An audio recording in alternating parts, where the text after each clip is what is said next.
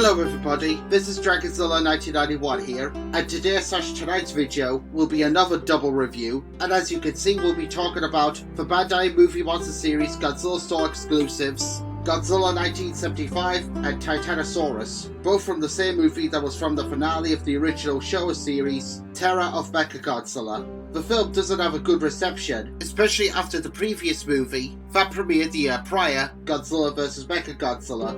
But I have a soft spot for it, even though it's not as good as vs Mechagodzilla, as I've just said. So it's like Godzilla Raids Again, and for the other 70s movies, you either love it or hate it. First up is the hero of the picture, the 1975 Godzilla, aka Mechagorgy.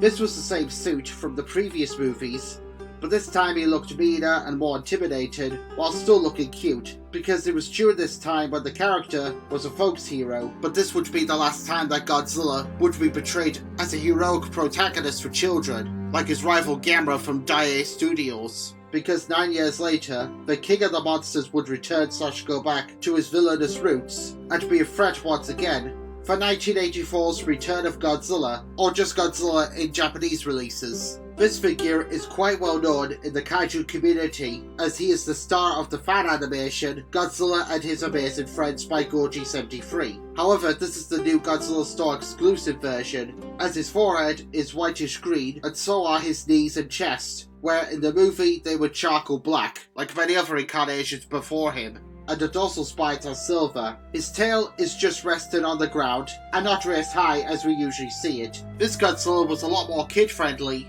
so naturally the facial expression reflects this, because his eyes are cartoonish. However, 75 looked a lot more angry in the movie.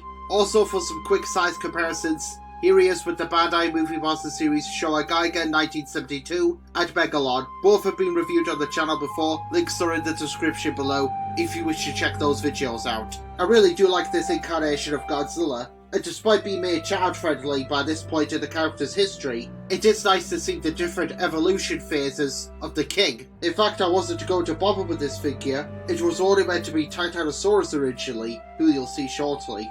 But I just couldn't resist adding this incarnation of Japan's radioactive superstar. Not really a popular design if you prefer the King of the Monsters to be all serious and a force of nature to be reckoned with. However, if you like any incarnation of Godzilla and you're a huge fan of Terror of Mechagodzilla and of the series Godzilla and His Amazing Friends, then this model will be a must-have. Up next is the final kaiju to be introduced at the end of the Showa period, and that would be the one and only Titanosaurus, who is now 50 years old, and this year, 2025, is the 50th anniversary of the character. Now, I would have posted this review on the 16th of March, as that was the release date for Terror of Mechagodzilla. However, it flew under my radar and I missed it. But you know what they say, better late than never. Now, out of all of the monsters of the franchise, Titanosaurus is probably the most tragic, because he was never evil, as he was a peaceful creature who only avoided humanity, but was forced to assist Mechagodzilla and do other terrible things against his will. So it's really quite sad when he's defeated and killed off by Godzilla. Being an aquatic dinosaur, he bears a striking resemblance to a mythical sea dragon. His design is part reptile and part fish, and with all the fins and sails, he is definitely a beast of the deep.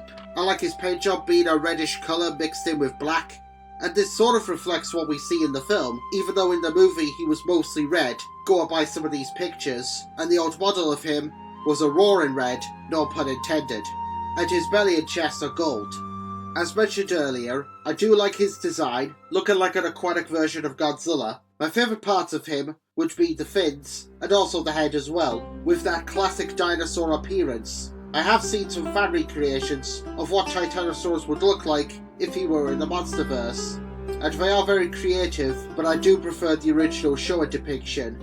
When the trailer for Godzilla Singular Point was released a few years ago, I, as well as many other folks, thought that he was returning. However, it was unfortunately one of Godzilla Ultima's forms, and not the actual character himself, sadly. As we can all remember, Titanosaurus was forcefully allied with Mechagodzilla, well, Mechagodzilla 2 to be more accurate, And in case you're wondering, yes, he does go well with the Bandai Creations Mechagodzilla, who he towers over.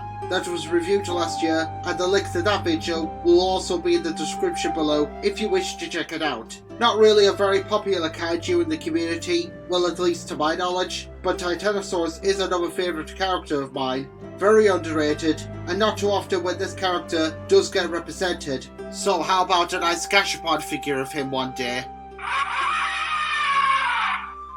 So what are my final thoughts on the Bandai Movie Monster Series Godzilla Store exclusives, Godzilla 75 and Titanosaurus?